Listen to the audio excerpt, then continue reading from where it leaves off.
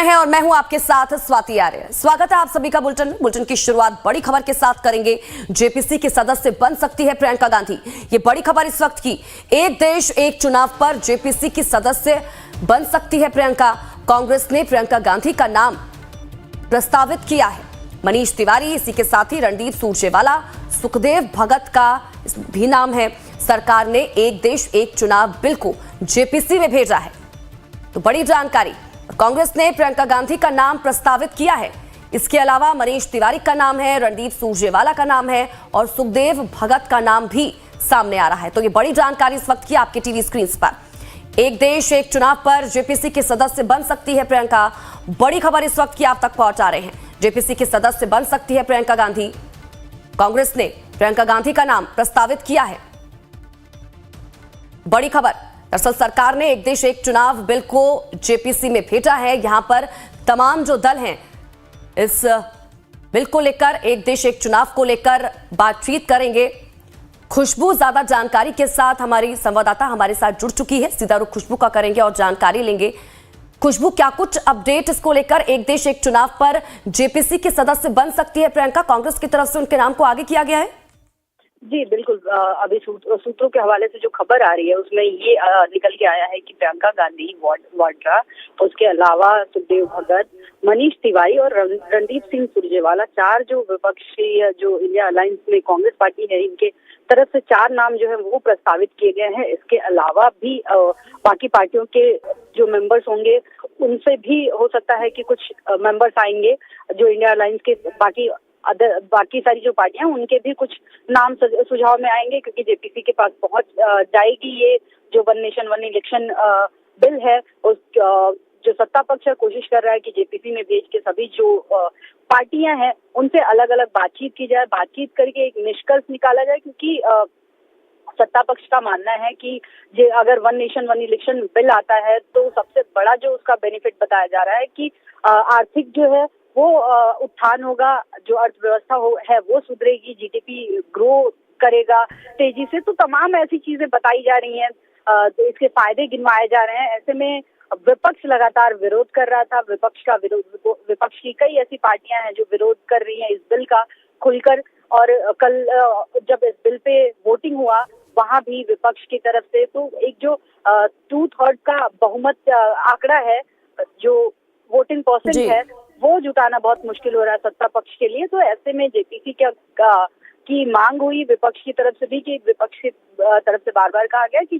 JPC का गठन किया जाए और गठन करके उसके बाद इस पे चर्चा की जाए। हालांकि वहां भी पेच पूरे फंसने के आसार हैं जेपीसी में भी, क्योंकि विपक्षी पार्टियों का, हालांकि जो जेपीसी का गठन होगा, गठन में नेतृत्व तो बीजेपी के पास ही रहेगा, क्योंकि सबसे बड़ी पार्टी जो है वो बीजेपी की है। लेकिन बाकी जो चर्चा होगी और अलग अलग जो कहा जा रहा है कि बाकी सभी पार्टियों से इंडिविजुअल चर्चा की जाएगी। चर्चा के बाद एक निष्कर्ष निकाला जाएगा।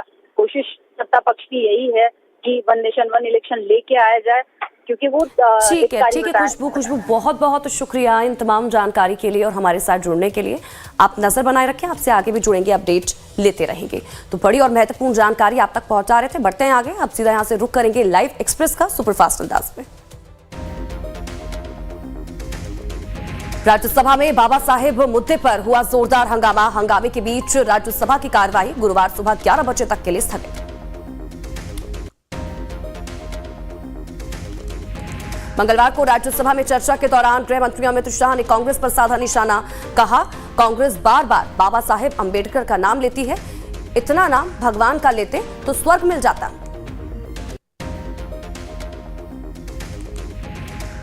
अमित शाह द्वारा बाबा अंबेडकर पर की गई टिप्पणी पर लोकसभा में कांग्रेस ने पेश किया स्थगन प्रस्ताव। कांग्रेस का कहना, अमित शाह की टिप्पणी न सिर्फ अपमानजनक बल्कि गणतंत्र की नींव को कमजोर करने का प्रयास भी है।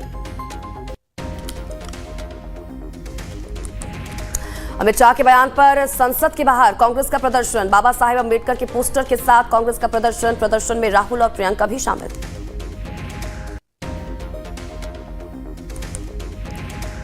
संसद परिसर में बाबा साहेब के मुद्दे को लेकर जय भीम और अमित शाह माफी मांगो के नारे के साथ कांग्रेस का प्रदर्शन में संजय सिंह के साथ आम आदमी पार्टी के कई नेता मौजूद।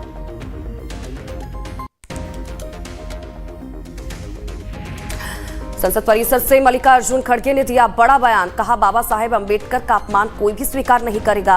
हम गृह मंत्री के इस्तीफे की मांग करते हैं।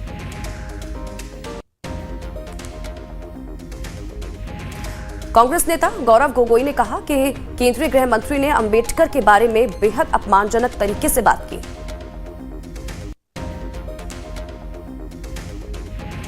केंद्रीय गृह मंत्री अमित शाह के डॉक्टर भीमराव अंबेडकर पर दिए गए बयान पर आरजेडी सांसद मनोज झा का बयान। कहा, माफी तो मांगनी ही पड़ेगी।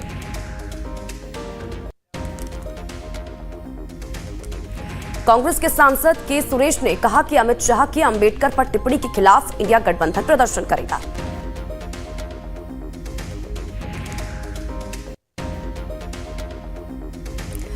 कांग्रेस नेता मनिकम टैगोर ने कहा कि अंबेडकर का अपमान करते वक्त अमित शाह बहुत आक्रामक थे।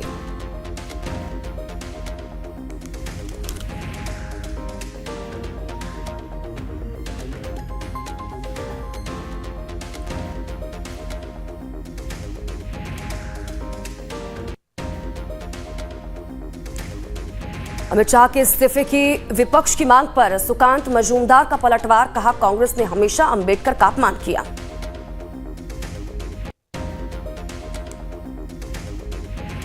बाबा साहेब अंबेडकर के मुद्दे पर केंद्रीय मंत्री किरेन रिजिजू ने कहा कि बाबा साहेब हमारे आराध्य, हमारे लिए आदरणीय। बीजेपी ने बाबा साहेब के सपने को पूरा करने का काम किया। बाबा साहेब मुद्दे पर किरेन रिजिजू ने कांग्रेस को जमकर घेरा। कहा, कांग्रेस ने बाबा साहेब के खिलाफ षड्यंत्र किया। कांग्रेस ने बाबा साहेब को सम्मानित नहीं किया। राज्यसभा में अंबेडकर के मुद्दे पर मल्लिकार्जुन खड़गे ने कहा कि हम कोई नया मुद्दा लेकर नहीं आए। अमित शाह ने संविधान और बाबा साहेब का अपमान किया। ये दलित विरोधी सरकार है।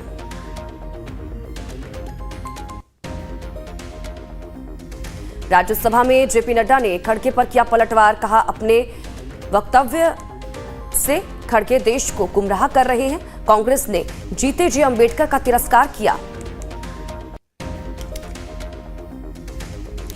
अंबेडकर पर टिप्पणी मामले पर ममता बनर्जी ने कहा कि